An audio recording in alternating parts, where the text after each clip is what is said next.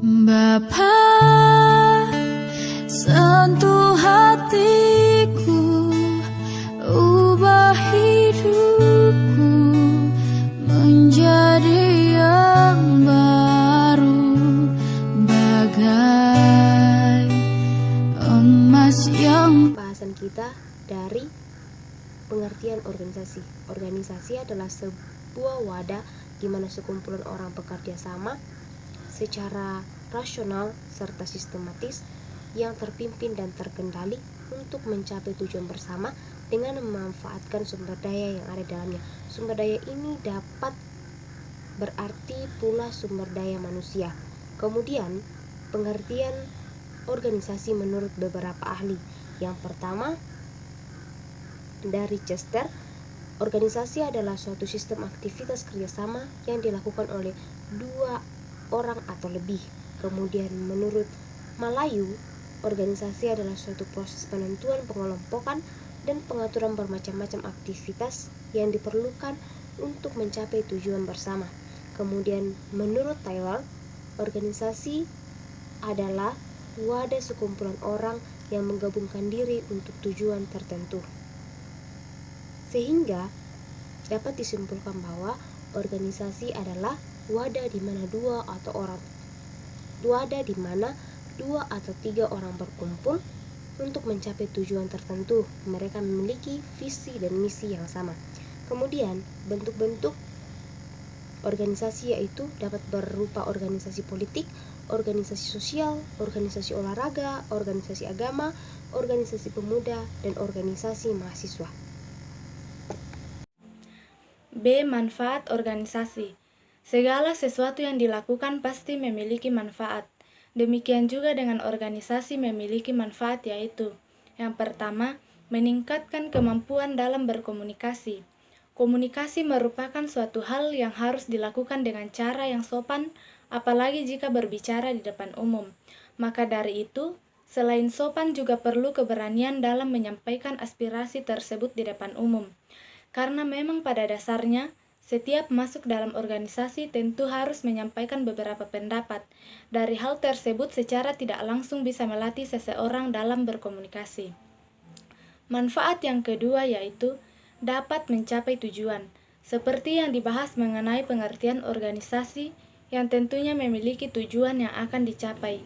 Sehingga manfaat dari organisasi tersebut adalah untuk mencapai tujuan dengan mudah bersama dengan para anggotanya. Karena setiap tujuan tentunya akan dibagi dengan anggota lainnya. Selain itu, tujuan dari organisasi tersebut juga memiliki susunan yang sistematis. Manfaat berorganisasi yang ketiga yaitu menjadi motivasi dalam membangkitkan jiwa pemimpin. Dalam organisasi tentu setiap anggota ingin menjadi pemimpin atau ketua dari organisasi tersebut. Sehingga organisasi bisa memberikan manfaat dalam membangkitkan jiwa kepemimpinan. Kemudian manfaat berorganisasi yang keempat yaitu mampu memecahkan masalah yang ada. Dalam berorganisasi akan ada perbedaan pendapat dan masalah, baik itu masalah kecil maupun besar. Sehingga ketika menyelesaikan masalah dalam organisasi perlu pemikiran yang majemuk, kreatif, dan lebih dewasa. Manfaat yang kelima yaitu memperluas wawasan yang dimiliki. Wawasan merupakan sebuah pengetahuan yang didapatkan dari mana saja dan kapanpun. Salah satunya dengan masuk dalam sebuah organisasi untuk memperluas wawasan tersebut, di mana wawasan ini didapatkan dengan mengikuti seminar, diskusi, dan agenda lain yang ada di dalam organisasi, sehingga hal tersebut bisa memberikan pengetahuan baru untuk memperluas wawasan.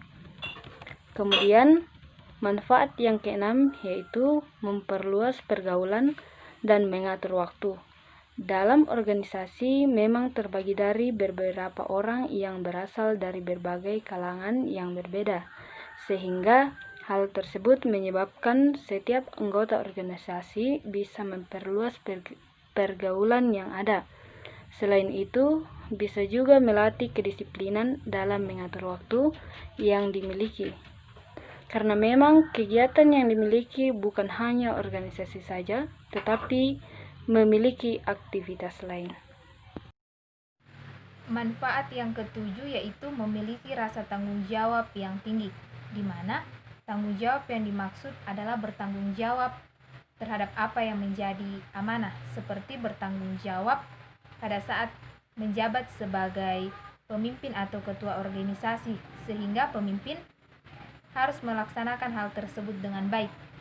Manfaat yang kedelapan yaitu memiliki mental yang kuat dalam menghadapi tekanan. Mental yang kuat memang harus dipersiapkan terlebih dahulu sebelum masuk atau bergabung dalam sebuah organisasi, karena memang pada dasarnya ada tekanan yang muncul dari pihak lain untuk bersikap tegas dan tahan banting.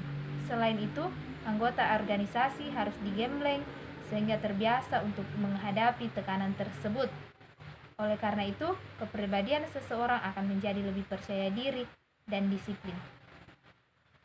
Bentuk gerakan keagamaan.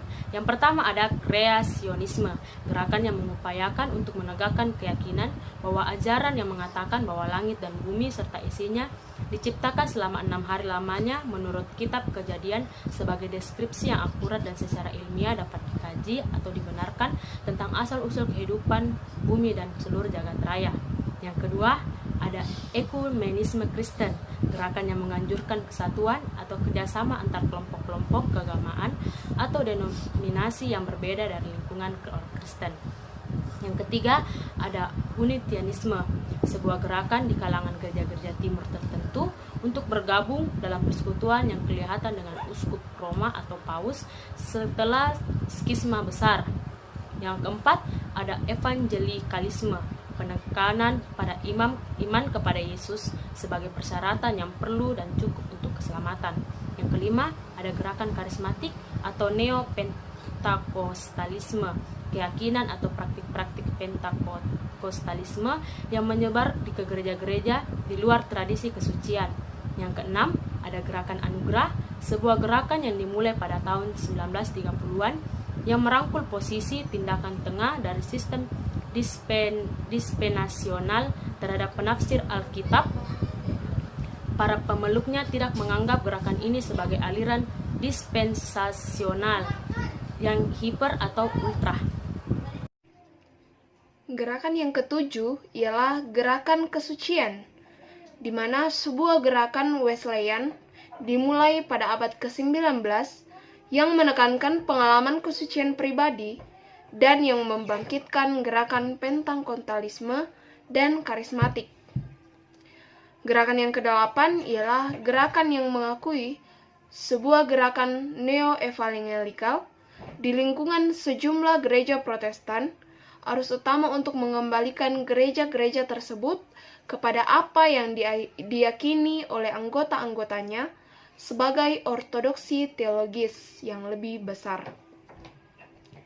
Gerakan yang ke-9 ialah gerakan Oxford, sebuah gerakan pada abad ke-19 yang berusaha untuk lebih mendekatkan Anglikalisme dengan warisan Katolik Romanya.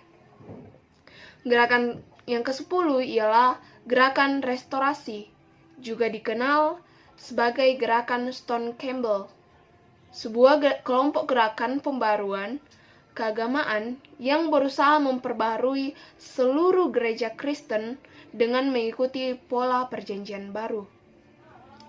Ini berlawanan dengan seluruh gereja Kristen yang terbagi-bagi menjadi Katolik dan Protestan. Gerakan restorasi ini memicu kebangunan besar kedua.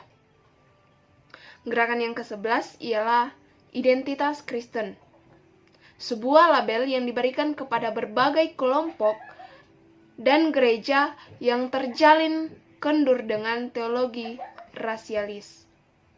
Sedangkan gerakan yang ke-12 ialah gerakan fundamentalis, di mana gerakan ini berusaha untuk menetapkan berbagai serangkaian keyakinan minimal dari ajaran Yudeo-Kristen untuk melawan pengaruh-pengaruh dari agama Kristen modernis. Paham ini menjadi sebuah gerakan yang memisahkan diri dari gereja-gereja Protestan arus utama. bentuk gerakan keagamaan yang ke-13 yaitu Kristen konservatif, yaitu gerakan yang berpegang pada apa yang dianggap banyak orang sebagai nilai-nilai keagamaan konservatif dari iman Kristen. Kemudian yang ke-14, Kristen liberal atau modernis. Gerakan ini merupakan aliran pemikiran Kristen yang muncul sebagai tantangan langsung terhadap ortodoksi Yudeo-Kristen yang tradisional konservatif. Kemudian yang ke-15, neo-ortodoksi, yaitu gerakan yang penekanannya pada transendensi Allah, realitas dosa, dan suatu perjumpaan yang eksistensialis dengan firman Allah. Kemudian yang ke-16, paleo-ortodoksi, yaitu gerakan yang berupaya mengevaluasi teologi yang belakangan di dalam terang tulisan-tulisan gereja perdana. Kemudian yang ke-17, pemulihan dan restorationisme, yaitu sebuah kelompok yang terdiri dari berbagai gerakan pembaharuan agama yang berusaha memperbaharui seluruh gereja Kristen. Kemudian gerakan yang ke-18 yaitu pentakotalisme, yaitu gerakan yang menekankan karunia-karunia yang ajaib dari Roh yang dianggap sebagai bagian yang normal dari Injil yang sempurna. Keagamaan yang ke-19 yaitu Kristen Sionisme, yaitu keyakinan bahwa kembalinya orang-orang Yahudi ke Tanah Suci dan pembentukan negara Israel sesuai dengan nubuat Alkitab dan merupakan prasyarat yang harus digenapi untuk kedatangan Yesus kembali untuk memerintah di muka bumi. Kemudian yang ke-20, anarkisme Kristen, yaitu gerakan yang menolak semua otoritas dan kekuasaan selain Allah, termasuk gereja yang terorganisir. Kemudian gerakan yang ke-21, yaitu demokrasi Kristen, adalah sebuah ideologi politik yang dilahirkan pada abad ke-19 yang isinya menyatakan bahwa Vatikan mengakui penderitaan kaum buruh dan sepakat bahwa harus diambil langkah-langkah mengenai hal ini sebagai akibat dari bangkitnya gerakan sosialis dan serikat buruh. Kemudian gerakan yang berikutnya, evangelical kiri, bagian dari gerakan evangelical Kristen, namun pada umumnya bergerak sebagai sayap kiri, dan gerakan tersebut baik secara politik ataupun teologis atau bisa kedua-duanya. Kemudian gerakan yang berikutnya yaitu gerakan Injil sosial, yaitu sebuah gerakan intelektual Kristen Protestan yang menonjol pada akhir abad ke-19 dan awal abad ke-20.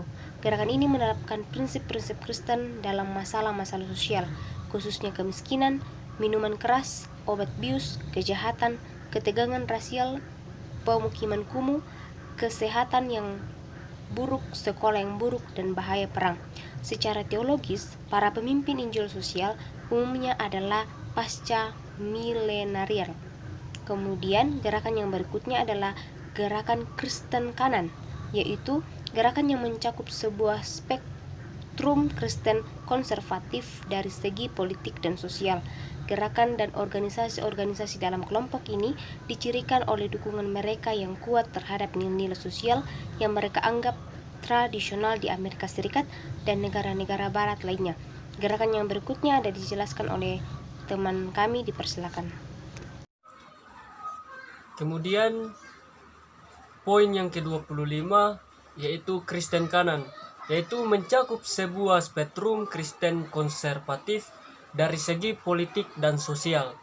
Gerakan dan organisasi-organisasi dalam kelompok ini didirikan oleh dukungan mereka yang kuat terhadap nilai-nilai sosial yang mereka anggap tradisional di Amerika Serikat dan di negara-negara barat lainnya. Kemudian poin yang ke-26, Kristen kiri, yaitu mereka yang berpegang pada keyakinan Kristen yang kuat dan berpaham sayap kiri atau liberal. Kemudian poin yang ke-27, Kristen progresif, yaitu memusatkan perhatian pada perintah-perintah Alkitab bahwa umat Allah harus hidup dengan benar, menegakkan keadilan sosial, dan bertindak melawan kemiskinan, rasialisme, dan segala bentuk ketidakadilan lainnya.